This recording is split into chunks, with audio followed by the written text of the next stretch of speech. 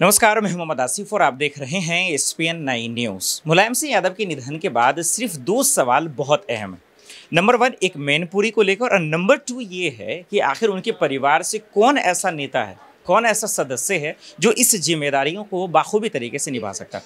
तीसरा सवाल एक ये भी है कि मुलायम सिंह यादव के निधन के बाद अपर्णा यादव और खास करके प्रतीक यादव को एक साथ रखा जा रहा है, उन्हें एक साथ तवज्जो दिया जा रहा है। वहीं दूसरी तरफ अगर बात करें तो अखिलेश यादव और डिंपल यादव को एक साथ तवज्जो दिया जा रहा है। अब इसके क्या मायने हैं ये समझना बेहद ज़रूरी है। क्या सियासी मायने निकाले जा रहे हैं क्योंकि अपर्णा यादव और प्रतीक यादव को एक साथ रखा जा रहा है क्योंकि वो बीजेपी में थे, हालांकि प्रतीक यादव सियासी तौर पे उतना वो तवज्जो नहीं रखते हैं। वहीं डिंपल यादव और अखिलेश यादव इसलिए क्योंकि वो दोनों जो है पति पत्नी हैं, इस वजह से। और साथ ही साथ मैनपुरी को लेकर भी चर्चा करेंगे। देखिए, इस वक्त मेरे सहयोगी ऋतिक मौजूद हैं। ऋतिक, मैं ये सवाल समझने की कोशिश कर रहा हूँ कि जब से मुलायम सिंह यादव की निधन हुई है तो आप देखिए दो जो विभागों में जो है बांट दिया गया। एक प्रतीक यादव अपर्णा को बांट दिया गया, हालांकि एक बात याद रहे कि अपर्णा यादव बीजेपी में है इस वक्त। वही डिंपल यादव और अखिलेश यादव को एक साथ दिखा जा रहा है। ये अलग अलग नजरिए क्यों, इसके क्या मायने हो सकते हैं? पहले आप ये देखिए, जो अखिलेश सिंह है उनको एक झटके के बाद एक झटका लगा यहाँ पर नजर आ रहा है। बिल्कुल आप ये देखिए, और आपने कहा इसके क्या मायने, इसके मायने ये हो सकते हैं कि सबसे पहले अखिलेश यादव को ये जरूरी है कि संरक्षक का पद कौन संभाले, कौन उस पार्टी को दावेदारी कर सकता है। क्योंकि शिवपाल चाचा कहा जाता था कि वो मुलायम सिंह यादव के सेनापति हुआ करते थे, और सेनापति के तौर पर यहाँ पर ये लड़ाई नहीं है कि शिवपाल चाचा को वो सीट मिलती है नहीं है, वो अखिलेश यादव का साथ देते हैं क्यों नहीं, क्योंकि हर एक बाप चाहता है कि उसका बेटा आगे बढ़े। यदि वो पार्टी को संभाल के रखना चाहते हैं तो सबसे जरूरी ये है कि वो अखिलेश यादव का साथ दें, ना कि वो सीट को देखें। और सबसे बड़ी बात है कि शिवपाल चाचा को यहाँ पर ये करना चाहिए कि जो बंटवारा यहाँ पर नजर आ रहा है, जो एक दूसरे से दूर नजर आ रहे हैं, इनको एक साथ कैसे लाएं। तो मुझे लगता है कि शिवपाल चाचा को यहाँ पर सबसे पहले अखिलेश यादव का साथ देना चाहिए। अच्छा, एक झटके की बात जब कर रहे हैं ऋतिक, तो आज आजम खान को भी झटका लगा भड़काऊ भाषण के भाषण में, तो क्या इसका कितना फर्क पड़ेगा अखिलेश यादव को ऐसे वक्त में? बिल्कुल, आजम खान का जो आपने कहा कि आजम खान के अभी आप देखिए उनके पास कुछ बड़े चेहरे नहीं हैं। अभी लड़ाई इस पर भी है कि मैनपुरी सीट किसकी होगी, किसको मैनपुरी सीट पर उपचुनाव के दौरान टिकट दिया जाएगा, इस पर भी है। तो यहाँ पर एक चेहरा था कि आजम खान यहाँ पर आ सकते थे, और यहाँ पर लड़ाई आप देख सकते हैं अखिलेश यादव की और जो आजम खान है उनका कुछ खटपट हुआ था कुछ समय पहले। लेकिन इस समय जब मुलायम सिंह यादव चले जाते हैं दुनिया को छोड़ के, तो इस समय ज़रूरी है कि आजम खान उनके संग में होना चाहिए। तो ये बहुत बड़ा झटका एक प्रकार से देखा जा सकता है अखिलेश यादव के लिए। बहुत बहुत शुक्रिया ऋतिक। बिल्कुल, वाकई में यानी झटके पे झटका। पिछले एक महीने से पूरा हिंदुस्तान कोई दीपावली का त्यौहार मना रहा है, तो कोई नवरात्रि का, तो कोई छठ पूजा के त्योहारों के लिए जो है तैयारियां शुरू कर रहा है।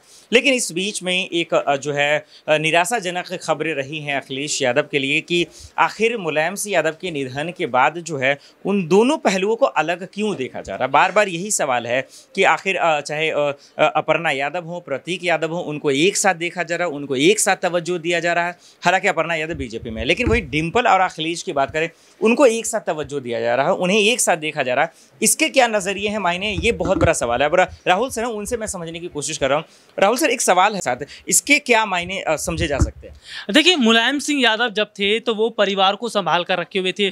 प्रतीक यादव हो, अखिलेश यादव हो, बहू अपर्णा हो या डिंपल हो, सबको उन्होंने एक मतलब अगर कहें तो एक कुनबे में रखा हुआ था। लेकिन मुलायम सिंह यादव का जैसे निधन होता है, हम देख रहे हैं कि पूरा परिवार अलग हो गया है।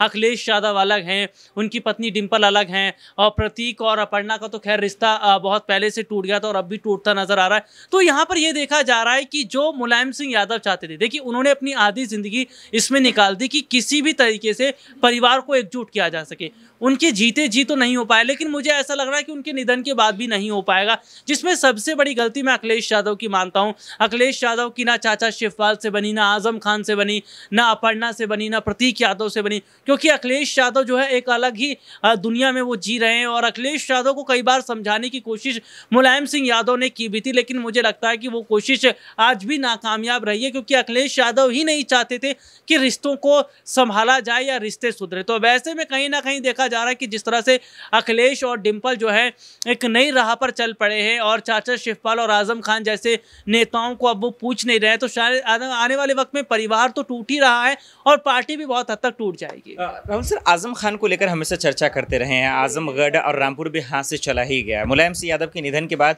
झटके भझटके लगते रहे, जैसे आप भी कह रहे हैं, दरकिनार कर रहे हैं। आज फिर से उन्हें जो है एक सजा जो है मुकर्रर कर दी गई। कैसे देख रहे हैं भड़काऊ भाषण में आजम खान को? क्या ये एक और लोकसभा चुनाव से पहले बहुत बड़ा झटका है अखिलेश के लिए। बिल्कुल, देखिए अगर मैं बात करूँ आज़म खान को जिस तरह से सज़ा सुनाई गई है, और ये देखिए वोट बैंक के लिहाज से बहुत ज़्यादा मायने रखेगा। देखिए अभी तक आज़म खान बने हुए थे तो था कि भाई आज़म खान समाजवादी पार्टी से ताल्लुकात रख रहे हैं, लेकिन जिस तरह से 28 महीने जब वो जेल में रहे, अखिलेश यादव ने कभी उनसे मुलाकात नहीं की, समाजवादी पार्टी के बड़े नेताओं ने उनसे मुलाकात नहीं की, तो धीरे धीरे जो वोट बैंक है, मुसलमान वोट बैंक, वो टूटता चला गया। और मुझे ऐसा लग रहा है कि आने वाले वक्त में जो मुसलमान वोट बैंक बचा हुआ है वो भी कहीं ना कहीं बढ़ता चला जाएगा। देखिए मुलायम सिंह यादव जब तक थे तो उनके भी बिहाफ पर मुस्लिम वोट आया करता था। अब तो आज़म खान जो है उन्हें जिस तरह से सजा हुई है, मुझे ऐसा लग रहा है कि शायद मुसलमानों का कोई बड़ा चेहरा उत्तर प्रदेश में रह नहीं गया है समाजवादी पार्टी के तौर पर।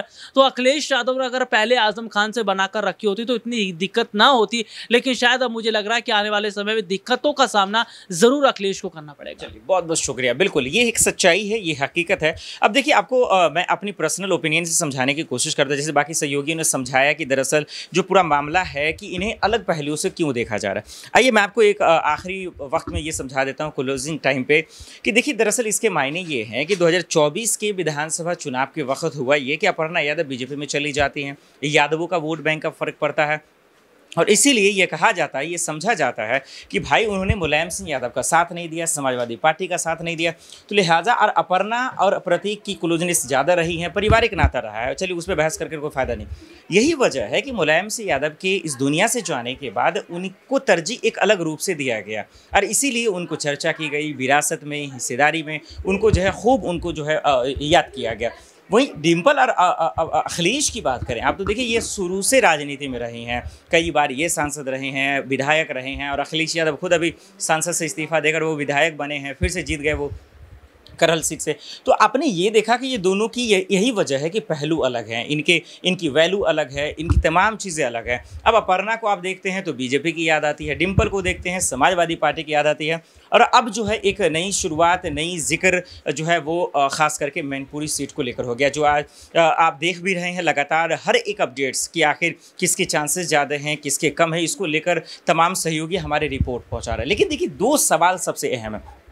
नंबर 1 कि अब यहाँ से अखिलेश यादव अपने पिता की बनी बनाई विरासत को बरकरार कैसे रखते हैं। नंबर 2 सवाल ये है कि अब यहाँ से उनकी जो लड़ाई बीजेपी से है, चाहे वो लोकसभा चुनाव में है, उप लोकसभा चुनाव में है, 2024 के चुनाव में है, उसको वो कैसे मुकाबला करेंगे, कैसे फाइट करेंगे, ये सबसे बड़ी बात उनके लिए रहेगा, और यही सबसे बड़ा जो है ख़ास करके एक सवाल बनकर रह जाएगा। बहरहाल इन तमाम मसले पर आप तमाम दर्शक क्या सोचते हैं हमें कमेंट कर ज़रूर बताइए, हम कोशिश करेंगे कि आपके कमेंट का जवाब दे सकें। लेकिन अभी के लिए हमें दीजिए इजाज़त, और आप देखते रहे SPN9 न्यूज़। नमस्कार।